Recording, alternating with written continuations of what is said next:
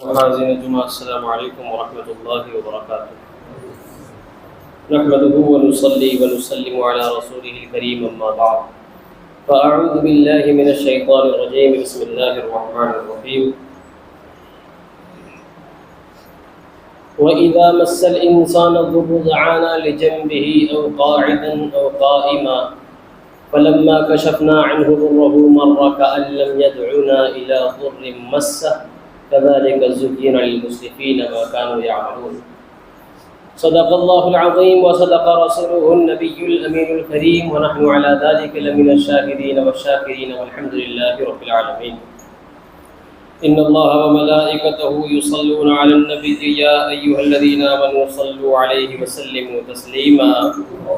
اللهم صل على سيدنا ومولانا محمد معدن الجود والكرم وعلى آلہ وصحبہ وبارک وسلم صلو علیہ صلاۃ وسلام علیک یا رسول اللہ صلی اللہ تعالی علیہ وسلم۔ ایک مرتبہ اور جی لگا کر درود پاک پڑھیں، اللہم صلی علی سیدنا ومولانا محمد معدن الجود والکرم وآلہ وصحبہ وبارک وسلم صلو علیہ صلاۃ وسلام علیک یا رسول اللہ صلی اللہ تعالی علیہ وسلم۔ غوث اعظم بمن بے سر و سامہ مدد قبلہ دی مدد کعبہ ایمہ مدد انتظار کرم تست من عینی راہ خدا جو و خدا بین و خدا دا مدد بحر اسماعیل خم میرا سر تسلیم رکھ اس قتیل شیوہ صبر و رضا کے واسطے بندگان پارسا میں کر لے شامل اے خدا میر زین العابدی مرد خدا کے واسطے۔ عزیزان ملت اسلامیہ، اللہ تبارک و تعالی قرآن مجید فرقان حمید میں ارشاد فرماتا ہے، اور جب آدمی کو کوئی تکلیف پہنچتی ہے وَإِذَا مَسَّ الْإِنسَانَ الضُّرُّ، جب کوئی تکلیف پہنچتی ہے دعانا تو ہمیں پکارتا ہے، لِجَنبِهِ أَوْ قَاعِدًا أَوْ قَائِمًا، اور کیسے پکارتا ہے؟ وہ کروٹ لیتا ہے تو پکارتا ہے، کھڑا رہتا ہے تو پکارتا ہے، بیٹھا رہتا ہے تو پکارتا ہے، یعنی ہر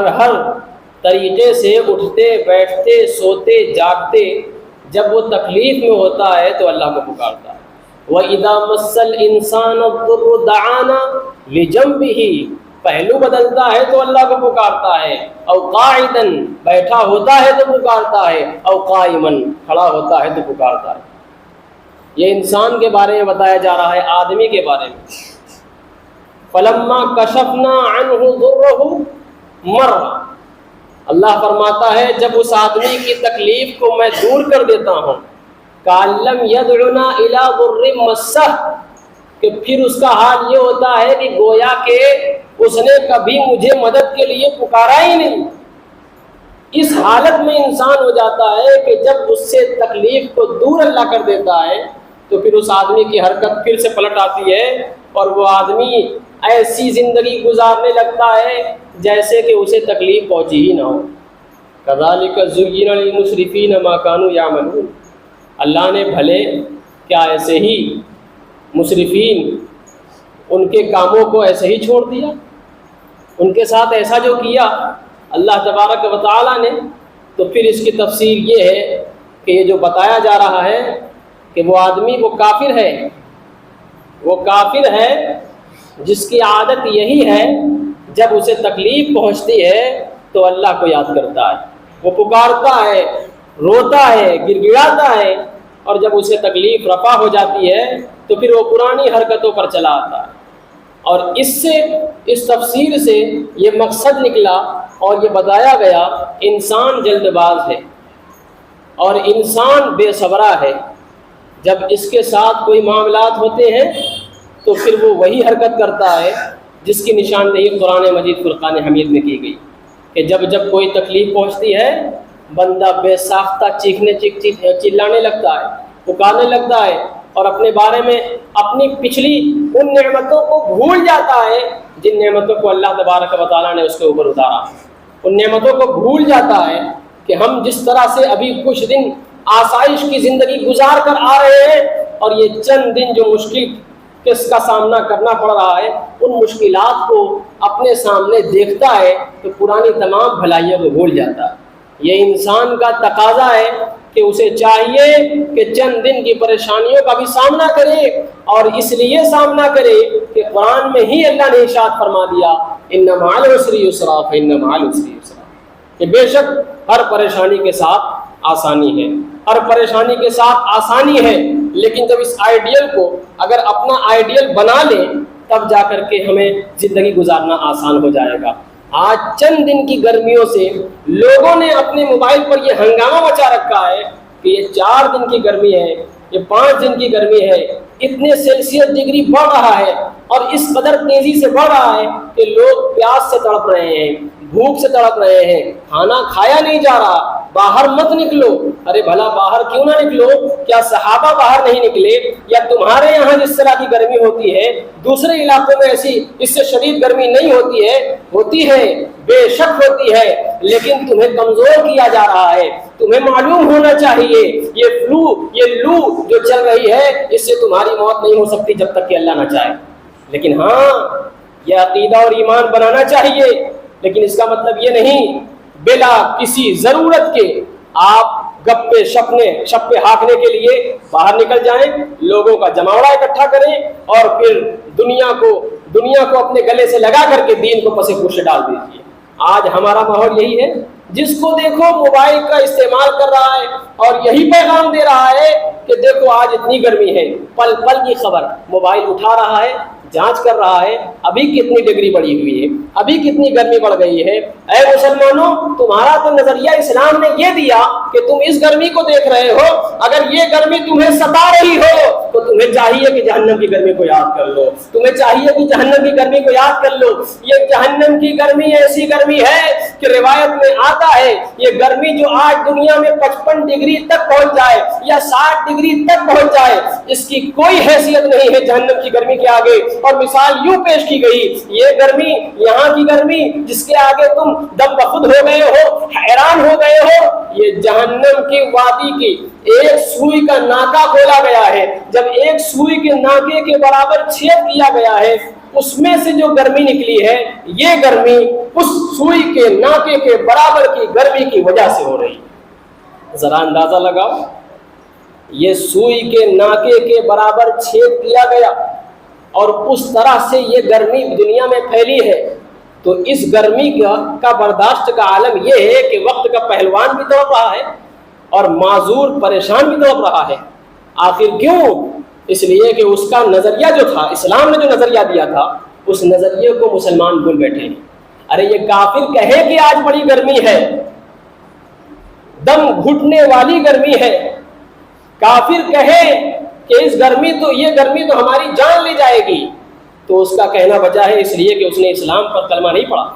اسلام کا کلمہ نہیں پڑھا۔ بلکہ تمہیں یہ کہنا چاہیے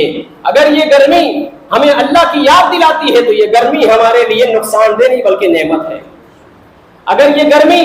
ہمارے لیے جان لے جانے کا ذریعہ بن رہی ہے اور اس پر ہم اللہ کا ذکر کرتے ہوئے موت پا جائیں تو یہ ہمارے لیے جان جانے والا نقصان دہ سامان نہیں بلکہ ایمان کے ساتھ گزرنے والا سامان ہو گیا۔ آپ جہنم کی گرمیوں کے بارے میں نہیں جانتے؟ جہنم میں سب سے چھوٹا عذاب جس کو دیا جائے گا وہ عذاب ہوگا کہ اس کے پاؤں میں جہنمی جوتی پہنا دی جائے گی۔ سب سے چھوٹا عذاب جو بہت نیکوکار ہے اور اعمال کا محاسبہ جب ہو جائے گا تو پتہ چلے گا یہ اتنے گناہگار ہیں لہٰذا ان کو چھوٹا گناہ دیا جائے، چھوٹا عذاب دیا جائے۔ تو چھوٹا عذاب کیا ہوگا؟ وہ جوتی جہنمی پہنا دی جائے گی۔ اللہ اکبر، سننے میں تو بڑا اچھا لگ رہا ہے کہ چلو چھوٹا عذاب ملے گا اور جہنمی جوتی پہنا دی جائے گی، لیکن اس جوتی کی تاثیر معلوم ہے؟ جب یہ شو جب آپ کے پاؤں میں ڈالی جائے گی تو یہ اس دنیا کا حال بعد میں بتاؤں گا، لیکن پہلے جان لو یا پہلے ہی سن لیں کہ اگر کوئی لوہے کی جوتی دھوپ میں 4 گھنٹہ جو اس وقت چل رہی ہے، 2 گھنٹہ 10 منٹ 1 گھنٹہ جتنا چاہیں، اگر آپ دھوپ میں لوہے تانبے کی بنی ہوئی جوتی رکھ دیں اور چند منٹوں گھنٹوں بعد کوئی پہننے لائق ہوگا؟ کسی کے اندر مجال ہے کہ اس لوہے تانبے سے بنی ہوئی جوتی کو پہن لے؟ ہر کوئی چیختا چلاتا بھاگے گا کہ ہم یہاں چمڑوں کی چپل کو اگر دھوپ میں رکھتے ہیں تو جلتی ہے، بھلا لوہے تانبے کی جوتی جو بنی ہے اسے کیسے پہنا جا سکتا ہے؟ یہاں تو اپنی چھتوں پر چڑھنے پر لوگ بھاگتے ہوئے ہیں کہ گرمی اس قدر بڑھی ہوئی ہے۔ لیکن اے مسلمانوں، چھوٹا عذاب جو جہنم کا ہوگا وہ یہ ہوگا کہ جہنمی جوتی تمہارے پاؤں میں ڈال دی جائے گی اگر تم گناہگار رہو گے۔ پھر کیا ہوگا؟ اس کی تاثیر ناقابل برداشت ہوگی، اور روایتوں میں آتا ہے جب وہ پاؤں میں ڈالی جائے گی اس کی گرمی پاؤں سے اوپر چڑھتی ہوئی اس کے سر تک پہنچے گی، اور اس کی گرمی اس قدر ہوگی کہ دماغ جو بھیجا ہے نا وہ کھول کر ناکوں سے بہہ جائے گا۔ آپ کو اندازہ ہے یہ دنیا کی گرمی، جہاں آپ فنکشن میں جا رہے ہیں، پارٹیاں منا رہے ہیں، پروگرام میں جا رہے ہیں، دعوتیں اڑا رہے ہیں، تب آپ کو گرمی یاد نہیں آتی، لیکن جب خدا تعالیٰ کی بارگاہ میں آنا ہوتا ہے تو گرمیوں کا احساس ہوتا ہے، ذکر و اذکار کی محفل میں بلایا جاتا ہے تو گرمیوں کا احساس ہوتا ہے۔ یہ گرمی کچھ نہیں ہے۔ اگر کوئی بندہ گناہگار ہے وہ توبہ کر لے اور اللہ تعالیٰ اس کی توبہ قبول کرے، اس کی توبہ کے صدقے ہم سب کی بھی توبہ قبول کرے۔ لیکن آپ جان لیں یہ دنیا کی گرمی کا عالم ہے، اور ان گرمیوں کا سامنا ہمارے اسلاف نے ایسا کیا ہے اگر ان کی تعلیم پر ہم عمل کر لیں تو پھر ہمارے بھی وارے نیارے ہو جائیں گے۔ بزرگوں کا طریقہ کیا ہے اسی تفسیر میں کہ انسان اور آدمی جو ہے نا یہ تو پکارتا ہے اور جب تکلیف سے آزاد ہو جاتا ہے تو بھول جاتا ہے خدا کو۔ آج ہمارا اور آپ کا طریقہ کیا ہے؟ ابھی جب بارش نہیں ہوگی تو لوگ کلام لے کر نکلیں گے، گھاگھر لے کر نکلیں گے، اور خدا تعالیٰ کی بارگاہ میں چلتے چلتے پانی مانگیں گے۔ آج وہ بھی ختم ہو گیا ہے، حالانکہ یہ وہ دور اچھا تھا اور یہ طریقہ کار بزرگوں کا تھا، اس کو بھی چھوڑ دیا گیا۔ لیکن آج طرح طرح کی غفلت کا شکار مسلمان کبھی یہ نہیں سوچتا کہ ہم جس گرمی کا سامنا کر رہے ہیں یہ اہم ہے یا جب سورج سوا نیزے پر ہوگا وہ اہم ہے۔ اس گرمی کے بارے میں لکھنے والوں ذرا قیامت کے منظر کو بھی یاد کر لو۔ صحابہ فرماتے ہیں کہ حضور نے کہا سوا نیزے پر سورج ہوگا، زمین تانبے کی طرح جلے گی۔ اب آپ بتاؤ کیا آپ کے ورثہ، آپ کے گھر والے آپ کی میت پر، آپ کے مرنے پر کفن تو پہنا دیں گے قیمتی، کیا جوتے پہنائیں گے؟ کیا آپ کے لیے چھتری رکھ دیں گے کہ قیامت کے ہولناک منظر میں جب آپ اٹھے تو اپنے سر پر چھتری ٹانگ لیجئے گا، پاؤں میں چپل پہن لیجئے گا؟ نہیں، بلکہ سب یہ جو کفن بھی ہے نا یہیں زمین کے نیچے دھرا رہ جائے گا۔ جب باعث بادل موت ہوگا نا، جب انسان مرنے کے بعد اٹھایا جائے گا تو جس طرح پیدا ہوا تھا اسی طرح سے اٹھایا جائے گا، یعنی ننگا برہنہ۔ سوال کرنے والے نے سوال کیا برہنہ، تو پھر وہاں شرمگاہیں سب دیکھیں گے، آپس میں لوگ ادھر ادھر جھانکیں گے، تو نہیں، وہاں یہ عالم ہوگا کہ ہر کوئی نفسی نفسی کے عالم میں ہوگا، اپنے اپنے اعمال کے پسینوں میں شرابور ہوگا، کسی کی مجال ہی نہیں ہوگی کہ کوئی مڑ کر اپنے بیٹے کو دیکھے یا اپنے بھائی کو دیکھے۔ وہاں یہ حال ہوگا کہ کوئی اپنے بارے میں یوں سوچتا ہوگا کہ میرا بھائی کیا، پہلے میری مغفرت تو ہو جائے، میرا باپ کیا جس نے مجھے پال پوس کر خون پلا کر، خون جگر پلا کر کے مجھے جوان کیا، وہ کیا ہے، پہلے میری تو بخشش ہو جائے۔ جہاں نفسی نفسی کا عالم ہوگا وہاں پر کوئی کیسے کسی کی طرف دیکھے گا؟ وہاں تو حضور کا بھی یہ عالم ہوگا کہ اپنے امتی کو بخشوانے کے لیے اللہ کے حضور سجدہ کریں گے۔ اور حدیث پاک میں آتا ہے اس سجدے کی مثال آج تک نہیں ہے، وہ سجدہ کیسا ہوگا محدثین بھی فرماتے ہیں وہ قیامت کے دن دیکھنے والا ہوگا۔ اور حضور خود فرماتے ہیں میں قیامت کے ہولناک منظر میں اس دن اپنے بندوں کو، اپنے امتیوں کو بخشوانے کے لیے جب حضور اللہ کے حضور سجدہ کروں گا تو پھر وہ سجدہ کیسا ہوگا، اور وہ سجدہ ایسا ہوگا کہ اس سے پہلے تم نے میرا ایسا سجدہ دیکھا نہ ہوگا۔ اور اس میں جو تسبیح بیان کروں گا وہ تسبیح کیسی ہوگی، اس سے پہلے تم نے میرے منہ سے، زبان مبارک سے، زبان نبوت سے آج تک تم نے سنا نہ ہوگا، وہ ایسی تسبیح بیان ہوگی۔ آپ سوچو اللہ کے حضور اکرم سید عالم صلی اللہ علیہ وسلم کس طرح سے امت کو بخشوانے کے لیے سجدے کریں گے، اور وہاں جب سجدے ہوں گے تو کسی کی مجال اس وقت تک نہیں ہوگی کہ کوئی پکڑ لے اپنے بیٹے کو، اپنے غلام کو، اپنے نوکر چاکر کو، اپنے رشتہ دار کو، کہ کوئی کہے کہ ہاں تو بخشوا لے، تو بڑا نیک تھا۔ جب تک کہ حضور شفاعت کا دروازہ حضور پر کھلے گا، جب سب سے پہلے حضور پر شفاعت کا دروازہ کھلے گا، پھر اس کے بعد بخشش کا راستہ کھلے گا۔ لیکن نظریہ بدلو۔ اگر ذرا سی گرمی ہے تو میں کہتا ہوں، بلکہ میں خود آزمایا ہوا ہوں کہ جب گرمی ہوتی ہے، پسینے میں شرابور بندہ ہوتا ہے تو منہ دھوتا ہے، ہاتھ دھوتا ہے، اور ہاتھ منہ دھونے کے بعد جو ہوا پنکھے کی گرم لگ رہی تھی، اب وہی ہوا ٹھنڈی لگنے لگتی ہے۔ آپ ذرا اس بات کا اپنے ذہن میں بٹھاؤ، اس بات کو کہ جب عام طریقے سے منہ دھلنے سے جب ٹھنڈک پہنچتی ہے تو وضو کرنے کا کیا کمال ہوگا، اور وضو اس نیت سے ہو کہ میں وضو کروں گا اور جو نماز ہے مجھ پر وہ پڑھوں، یا نماز پڑھ چکا ہے تو 2 رکعت نماز نفل پڑھنے کی نیت سے وضو کر لے۔ خدا نہ خواستہ وضو کیا اس نیت سے کہ میں وضو کر رہا ہوں، ٹھنڈک بھی حاصل کر رہا ہوں، تقرب کے لیے بھی وضو کر رہا ہوں، تقرب بمعنی عبادت، اور پھر کوئی کام آ گیا ضروری، اس نے کام نہ کیا لیکن نیت اس نے یہ کی کہ میں وضو کرنے کے بعد 2 رکعت نماز نفل پڑھوں گا، اللہ اپنے فرشتوں سے کہے گا اس کی نیت کا کمال ہے، ذرا اس کو ثواب دے دو۔ آپ دیکھو انما الاعمال بالنیات کا کمال۔ لیکن نیت کا ذکر آ گیا تو میں ایک بات اور بتا دوں، ہر کام میں زبان سے نیت کا کمال نہیں ہے، نیت دل کے ارادے کا نام ہے، اور عبادات میں نیت دل کے ارادے کو کہتے ہیں۔ کسی نے ظہر کی نماز کے لیے تکبیر تحریمہ باندھی اور گھر سے نکلا ہی تھا ظہر کی نماز کے لیے، اور آیا اس کے زبان سے عصر کی نماز نکل گئی،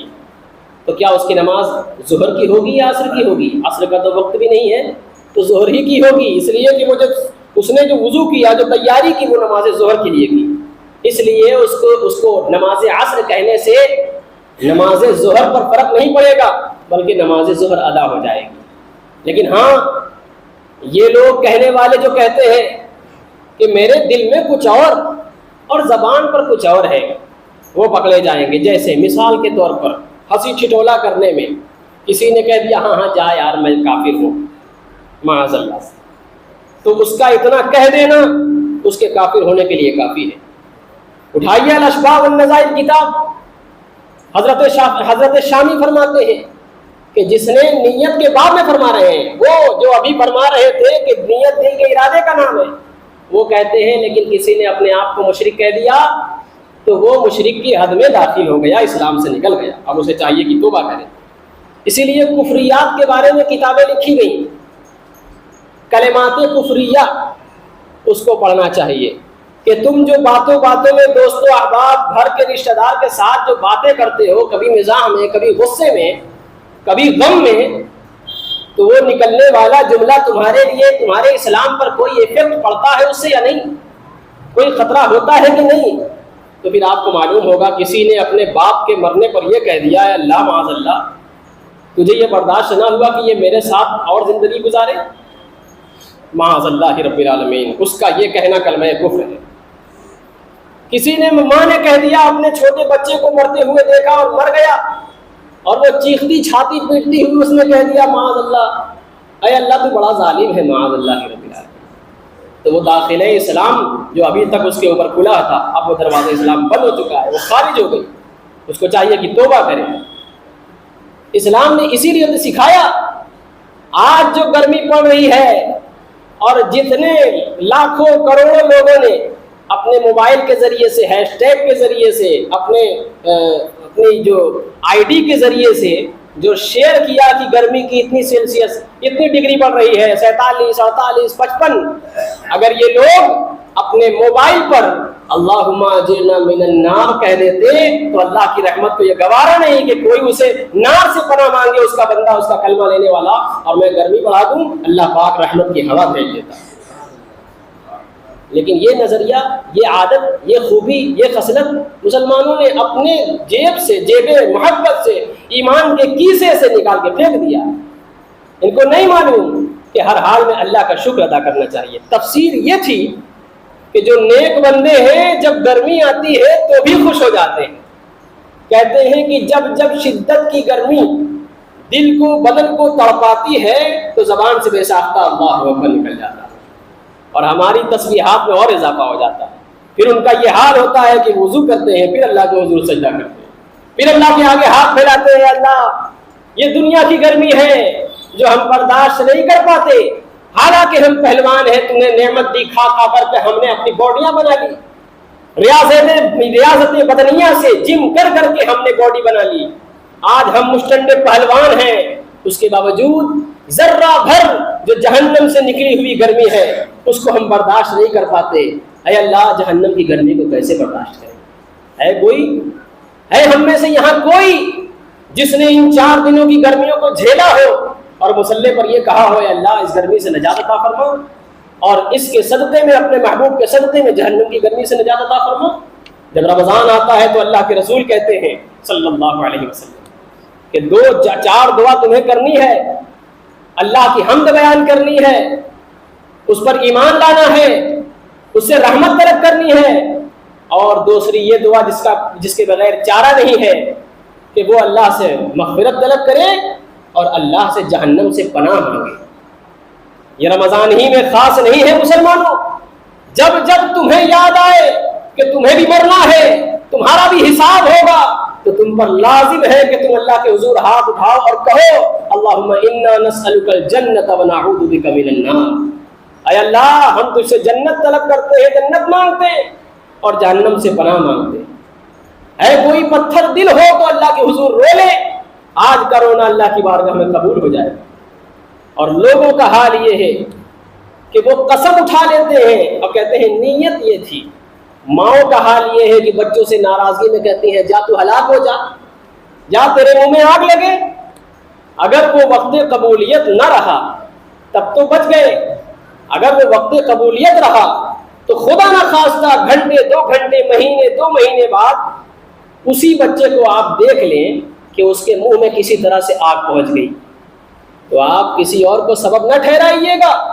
بلکہ یاد کیجئے گا اس دن کو کہ اس کی ماں نے یا اس کے رشتہ دار نے کسی دوست احباب نے باتوں باتوں میں یہ کہہ دیا تھا جا تیرے منہ میں آگ لگے. یہ عادات ہمارے یہاں ہے یا نہیں ہے؟ لوگ غصے میں کہہ دیتے ہیں اگر تو ایسا کرتا ہے تو مر جائے گا، میں چاہتا ہوں جا تو مر جا. لوگوں نے دیکھا کہ چند گھنٹوں بعد وہ مر گئے. سوال کرنے والے نے ایک بوڑھے سے یہ میں نے خود دیکھا، راہ چلتے مذاق کیا اور مذاق کے درمیان یہ پوچھا اپنی زبان میں کب مرگو، اور اس کی زبان سے نکل گیا بس تھوڑا سا رہے چند گھنٹے، اور تھوڑی دیر بعد اللہ نے اس کی روح قبض کر لی. آپ کو اندازہ ہے آپ مسلمان ہیں،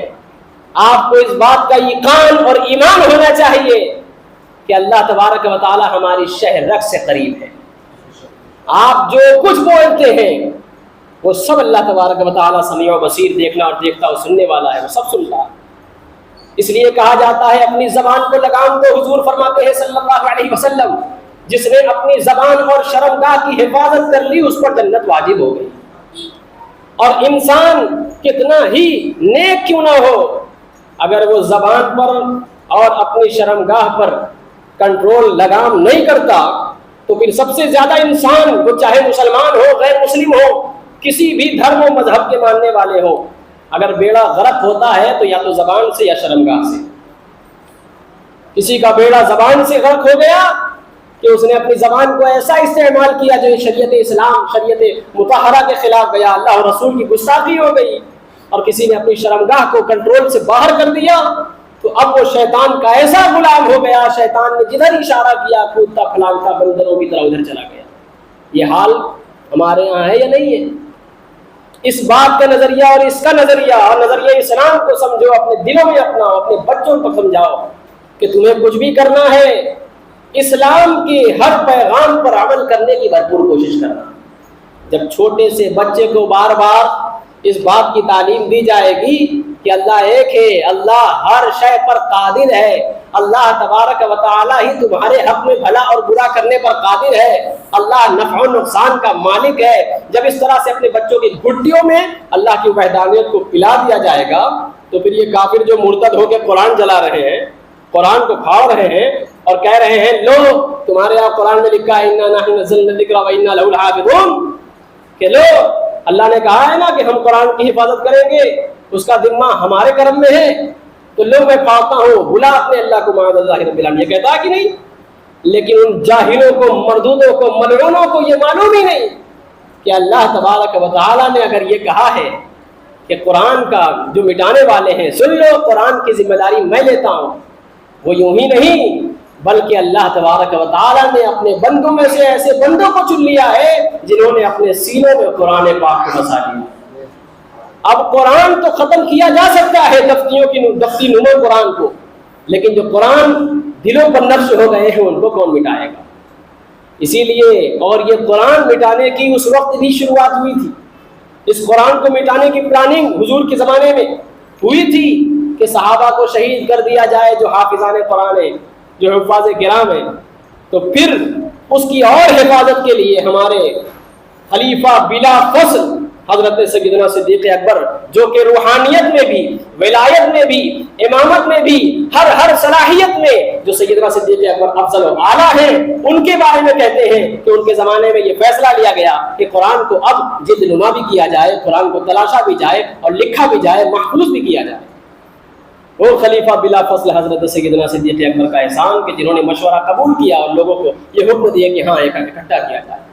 سوال کرنا چاہیے، فاسألوا اہل الذکر ان کنتم لا تعلمون، کہ تم نہیں جانتے ہو تو علماء سے پوچھو، جانو۔ لیکن وہ سوال جو ضروری ہے، اصولی ہے،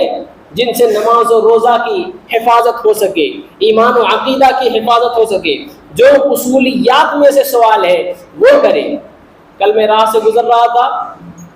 یہاں تو معاملہ یہ ہے کہ مساجد میں سوال نہیں کرتے، اپنے یہاں یا بلا کے سوال نہیں کرتے، یا علماء کے یہاں جا کے نہیں سوال کرتے، جب وہ راستہ گلیوں میں ملاقات ہو جاتی ہے تو انہیں مسئلہ یاد آ جاتا ہے، شریعت یاد آ جاتی ہے، تب وہ پوچھتے ہیں۔ گاڑی سے جا رہا تھا کہ پکڑ لیا ہاتھ، ارے ذرا 1 منٹ دے دیجیے، 1 منٹ دے دیجیے، پوچھا کیا ہے؟ تو پوچھا کہ وہ سوال آپس میں جھگڑا کر رہے ہیں، 2 مسلمان آپس میں جھگڑا کر رہے ہیں کہ بکری کو بھی 4 ٹانگ ہوتی ہے اور گائے بھینس کو بھی 4 ٹانگ ہوتی ہے، تو پھر بکری پر 1 قربانی کیسے، ایک حصہ کیسے، اور گائے اور بڑے جانوروں پر 7 قربانی کیسے؟ اب آپ بتاؤ، بھلا اس کو کسی معلم نے، کسی مفتی نے لکھا ہو تو بتایا جائے۔ اور اگر ان جاہلوں کو جو آپس میں خود مفتی محقق مناظر بنے ہوئے ہیں، اگر ان کو جواب نہ دیا جائے تو پھر تو اور لالے پڑ جائیں گے، پھر تو مولویوں کو اور حقارت سے دیکھیں گے۔ ایسے وقت میں علماء اللہ سے مدد مانگتے ہیں اور دل سے پکارتے ہیں، اللہ اگر میں یہاں بتاؤں گا نہیں تو گمراہ ہو جائیں گے۔ میں ان کو باتوں میں بار بار سوال کر رہا تھا کہ تب تک اللہ تبارک و تعالیٰ نے ایک جواب اتار دیا، اور میں نے پوچھا کہ کیا تمہیں وضو کا طریقہ معلوم ہے؟ کیا تمہیں فرائض جو غسل کے ہیں وہ معلوم ہے؟ خدا گواہ ہے، میرے پاس ایک اور شرعی گواہ ہے جو کہہ سکتا ہے کہ ان 3-4 بندوں نے سب نے اپنی زبان کو خاموش کر لیا کیونکہ انہیں وضو کے فرائض نہیں معلوم، غسل کے فرائض نہیں معلوم، اور بات کر رہے ہیں، مناظرہ کر رہے ہیں کہ 4 ٹانگ کی بکری بھی ہوتی ہے، گائے بھی ہوتی ہے، لیکن 7 حصہ اس پر کیسے، 1 حصہ اس پر کیسے؟ اسی درمیان اللہ نے جواب نازل کر دیا کہ ایک بکرا، حضور نے فرمایا نا، سوستھ، ہیلدی، مضبوط، محفوظ بکرا، اس کی قربانی کی جائے اللہ کی بارگاہ میں۔ تو بتاؤ ایک بکرا ایک مرد کو اٹھا سکتا ہے کہ نہیں؟ اتفاق سے وہ ذات کے قصائی بھی تھے، انہوں نے کہا کہ ہاں اٹھا سکتا ہے۔ ہم نے کہا ہاں، اور اگر مضبوط، ہیلدی، سوستھ، صحت مند اگر کوئی بڑا جانور ہو وہ 7 بندے کو اٹھا سکتا ہے کہ نہیں؟ تو سب نے کہا ہاں اٹھا سکتا ہے۔ تو سنو، اسی لیے حضور نے فرمایا کہ مضبوط بکروں کو، جانوروں کی قربانی کرو، کہ یہ جانور جس کی تم مضبوط جانوروں کی، صحت مند جانوروں کی قربانی کرو گے تو کل بروز محشر پل صراط پر یہ تمہاری سواری بنے گی، 7 کو لاد کر کے پار کرائے گی۔ اللہ تبارک و تعالیٰ کا کرم ہوا، سارے کے سارے خاموش ہوئے۔ لیکن میرا یہ واقعہ کل کا سنانے کا مقصد یہ تھا کہ وہ دیکھنے میں حافظ صاحب، داڑھی رکھے ہوئے، ٹوپی لگائے ہوئے، کرتا پاجامہ پہنے ہوئے، لیکن ان کو غسل کا طریقہ نہیں معلوم، ان کو غسل کے فرض نہیں معلوم۔ اور سب کے سب آپس میں لڑنے لگے کہ تمہیں معلوم تھا کیا، تمہیں معلوم تھا کیا. یہ المیہ ہے مسلمانوں تمہارے اندر. تمہارے پاس جو بھی زبان چلتی ہے تو وہ خلاف شریعت چلتی ہے، یا وہ سوال چلتے ہیں جو تمہارے لیے نہ قبر میں کام آئیں گے نہ حشر میں کام آئیں گے. تمہارے لیے ضروری یہ تھا کہ جو تم نماز پڑھ رہے ہو پاکی صحیح ہے یا نہیں ہے،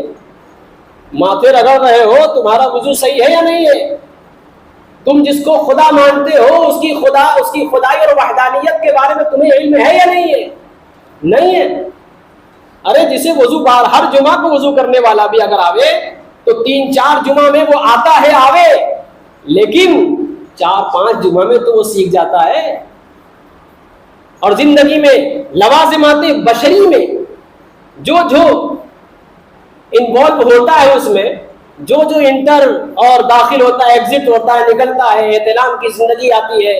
جماع کی زندگی آتی ہے، بیوی کے حقوق بندہ ادا کرتا ہے، پھر اس کے بعد غسل فرض ہو جاتا ہے، بعض اوقات غسل سنت، بعض اوقات غسل واجب. یہاں اپنے آپ کو مسلمان کہنے والے کو غسل کا طریقہ ہی نہیں معلوم، اور وہ پوچھ رہا ہے کہ 4 ٹانگ وہ بھی، 4 ٹانگ گدھا بھی، 4 ٹانگ. اسی طرح سے سوال ہوتے ہیں اور اسی طرح سے گمراہ ہوتے ہیں. اور حضور صلی اللہ علیہ وسلم نے اپنے صحابہ سے فرمایا تھا زیادہ سوال نہ کیا کرو، اس لیے کہ تم سے پہلی امتیں زیادہ سوال کی بنا پر گناہ گار ہوئی، مستحق عذاب ہوئی، گمراہ ہو گئی. جیسے کہ بنی اسرائیلی، انہوں نے گائے کے بارے میں جب اللہ نے کہہ دیا جاؤ کوئی گائے کی قربانی کر دو، قتل کرنے والے کا پتہ چل جائے گا، پھر انہوں نے ایک سوال موسیٰ علیہ السلام سے پھر بڑھ کے کہہ دیا، اے موسیٰ پیغمبر ذرا آپ بتا دیجئے کہ وہ گائے کیسی ہوگی، بیاہی ہوگی کہ بے بیاہی ہوگی. موسیٰ پیغمبر نے پھر اللہ سے کلام کیا، اللہ نے کہا بے بیاہی ہوگی. پھر موسیٰ علیہ السلام آ کے جب بتاتے ہیں تو بنی اسرائیلی پوچھتے ہیں موسیٰ پیغمبر بے بیاہی تو ہوگی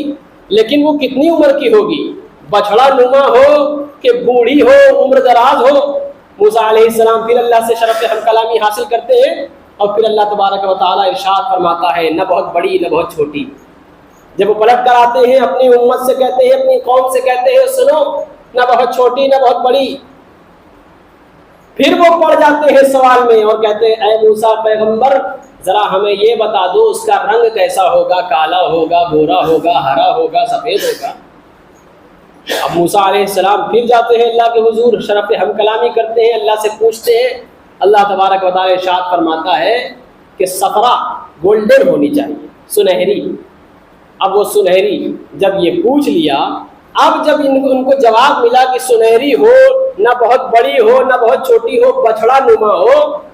تو پھر تھوڑی دیر بعد جب ان کے سوال کرنے کا جنون اتر گیا تو ان کے ذہن میں آیا آج تک ہم نے سنہری گائے تو دیکھی نہیں، اب بھلا اس کو کیسے حاصل کرے. لیکن اللہ کا نظام قدرت ہے، وہ چلا رہا ہے. بات طویل ہو جائے گی، کسی موقع پر بتا دوں گا کہ وہ زیادہ کثرت سوال کی وجہ سے پریشانی میں الجھ گئے، اور جہاں 10,000 روپے کی بچھڑے ملنے والے تھے وہاں بچھڑے کی جب کھال اتاری گئی تو پورا کھال سونے درہم و دینار سے بھر کے دیا گیا، اتنی قیمت میں خریدا. تو پتہ چلا زیادہ سوال کرنے میں پریشانی ہو جاتی ہے خود کو. اس لیے زیادہ کثرت سوال سے بچیے، زیادہ سوال سے بچیے. جو اصولی سوال ہیں آپ کے، جو آپ کی زندگی بدل دینے والے ہیں، ان کے متعلق علماء سے سوال کیا کیجیے. علماء کا وقت ضائع نہ ہونے دینا چاہیے، نہ خود وقت کا ضیاع کرنا چاہیے. اللہ تبارک و تعالیٰ سے دعا ہے سننے سے زیادہ عمل کرنے کی توفیق عطا فرمائے. وآخر دعوانا الحمد للہ رب العالمین.